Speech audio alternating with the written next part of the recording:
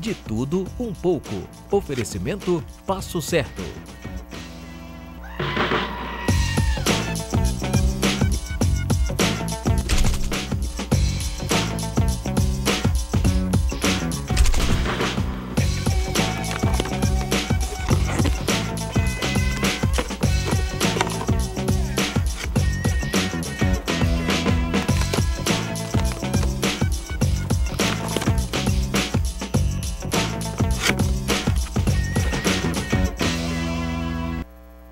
Sejam bem-vindos, eu estou aqui ao vivo no nosso Canal 15. Que bom que o programa começou. E eu já agradeço de antemão o Estúdio F que me arruma sempre, ó, tô bonita, né, Chara?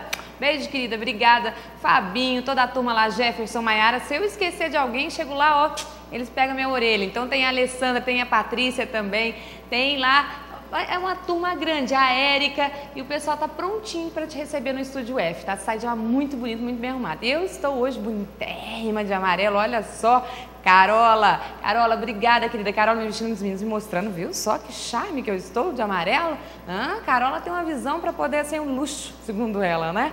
Vamos começar o programa hoje muito bem. E o programa hoje é focado, gente, mais para saúde masculina, para o mundo masculino, né? Fotos, editoriais de moda. Como é que está o homem nesse mundo? Porque a gente só fala de mulher, mulher, mulher. Então é bom a gente entender também um pouquinho mais o lado masculino. E para a gente entender mais ainda o lado masculino, no primeiro bloco eu já trago o Dr. Luiz Mauro, que é o urologista, e vai conversar um pouquinho com a gente. Olá, doutor.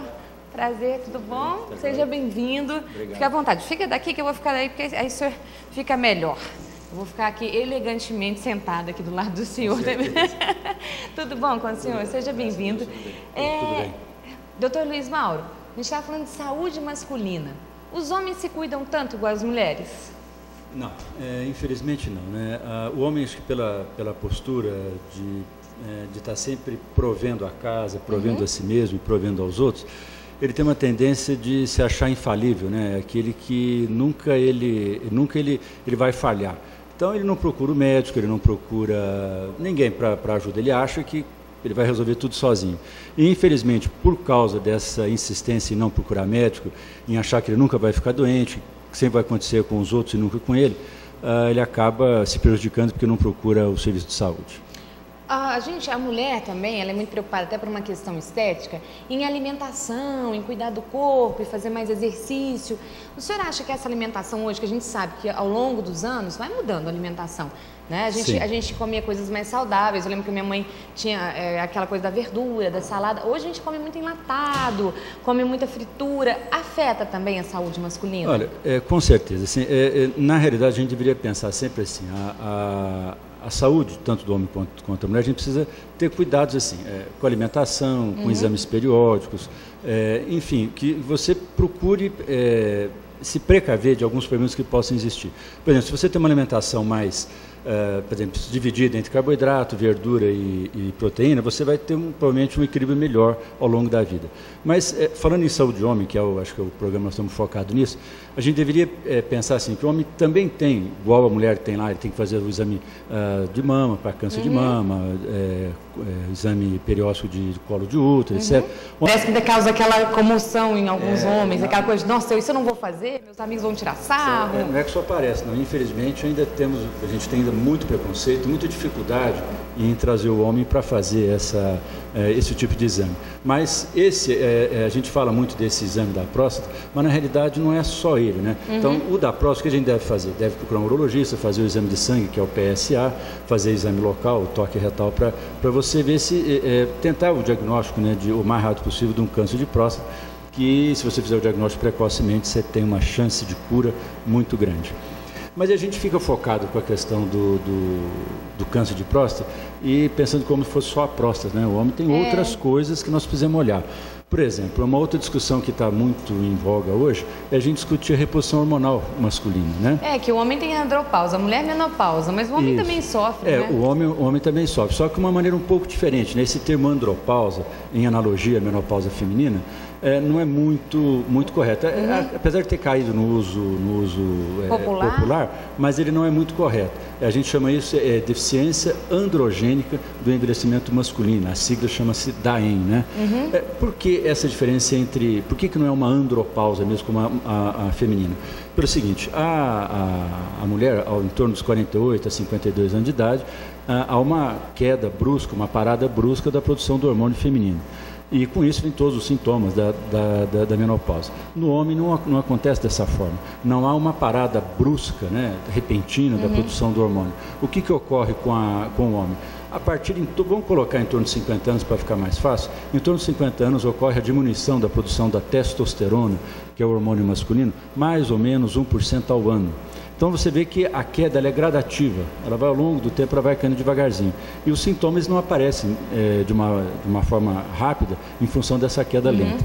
Então lá para os seus 60, 70 anos, o homem pode começar a sentir alguns sintomas da falta do hormônio, que é cansaço, irritabilidade, diminuição da libido, alguma dificuldade com ereção, perda de massa muscular, osteoporose, enfim, são esses sintomas que vão acontecendo ao longo da vida. E seria importante o homem, a partir dessa idade de 50 anos, começar a dosar o hormônio também, não só a PSA, mas também dosar o perfil de colesterol, triglicéridos, enfim, todos os exames básicos que acho que todo homem precisa fazer.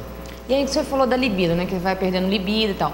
Hoje, lógico, agora a gente soltou essa lei que está muito mais difícil comprar um medicamento sem ir ao médico, que eu achei muito bom, porque o brasileiro tem mania de se automedicar, medicar os que estão em casa. Principalmente o antibiótico, que não se compra mais sem receita. Isso foi importante. E aí, o homem agora tem essa facilidade dos estimulantes sexuais. Sim. Vários na praça. Aí a gente fala no mais conhecido, que é o Viagra, né, para quem está em casa já entender direitinho. Isso também tem que ser muito bem controlado, né? Feito os exames e tudo. A pessoa não pode sair tomando um estimulante porque pode acarretar uma série de problemas. Tem alguns problemas, né? A diminuição gradativa do hormônio, ela interfere com a libido, nem tanto com a capacidade ou não de se ter uma ereção, né? Como qualquer medicação, ela precisa ter uma orientação médica para você usar. Essas medicações que você citou, o Viagra, você tem o Cialis, o Levitra, o Eleva, eles têm um problema de você usar ele com outras medicações. Então, o problema não é com a doença, ou com a hipertensão, ou com a angina, com a doença cardíaca, e sim com algumas medicações que se tomam para essas doenças. Entendi. Né? Então, medicações que contêm nitrato, você não pode usar juntamente com o Viagra ou qualquer um deles, né? Que você pode ter alguns problemas. Mas eu acho que, acima dessa questão de você tomar ou não a medicação, eu acho mais importante a conscientização que o homem deve ter de que a partir de uma certa idade ele tem que fazer alguns exames, no mínimo anualmente. Ele tem que checar a parte cardíaca dele, a parte cardiovascular.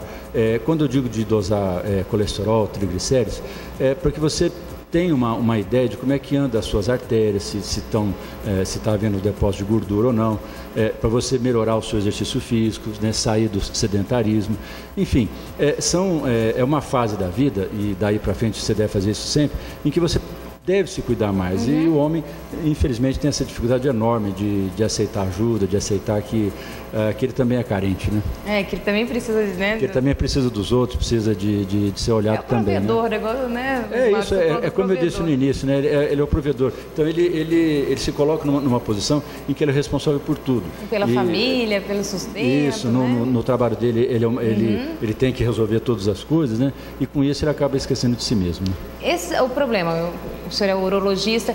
A impotência, ela atinge jovens também, pessoas mais jovens? E o que causa geralmente nos homens a impotência? Olha, a gente tem falado assim, a disfunção erétil, né, que são os problemas de ereção, são divididos em dois grandes grupos, né? Aqueles de origem psicogênica, que vamos dizer assim, de origem emocional, e aqueles que têm origem orgânica, no corpo mesmo. Quanto mais a idade avança, a chance de você ter um problema de ereção por causas orgânicas aumenta um pouco. E quando você é mais jovem, em geral, as causas são psicogênicas. Então a gente tem alguns jovens que, infelizmente, por a gente não ter ainda uma educação sexual adequada, não ter informação adequada sobre a função sexual nossa, E como a cada vez mais os jovens estão iniciando a atividade sexual mais cedo e sem maturidade para entender aquilo que vai acontecer naqueles momentos, então a ansiedade é muito grande, o medo, né? E agora, o que eu faço, né? Porque eu acho que até para o homem é pior nessa parte do que para a mulher. Muito, muito pior. Né? Porque nós mulheres vamos ser cuidadas nessa hora, a gente tem toda, né? Tem as amigas que a gente conversa muito e vai trocar. Agora, o homem, ele tem aquela coisa que eu não posso falhar. E o homem, nesse momento, ele está muito solitário, né? Está ele e o pênis dele, né? Se o pênis dele não funcionar, ele está enrolado. E ele coloca toda a expectativa dele, toda a esperança dele no pênis. E essa ansiedade é tão grande que às vezes essa ansiedade faz com que ele não tenha a ereção. Se produz muita adrenalina nesse momento e a adrenalina tem uma ação contrária à ereção, né? Então, às vezes ele acaba não conseguindo ter a ereção suficiente naquele momento. Então, a gente vê muito jovem passar por situações assim, de constrangimento para eles, né? De muita tensão, de muita tristeza depois, e uma angústia muito grande, né? Puxa vida, mas eu tenho 20 anos e já estou com problema de ereção, né? Na realidade, isso é um problema muito mais emocional, situacional do que algo orgânico. E com a idade, né? Pode acontecer alguns problemas, por exemplo, a arteriosclerose, né? Alguma obstrução de artérias penianas, a própria diminuição do hormônio, né? Então você tem outras comorbidades, né? Que podem afetar a função sexual e a pessoa ter alguns problemas de ereção.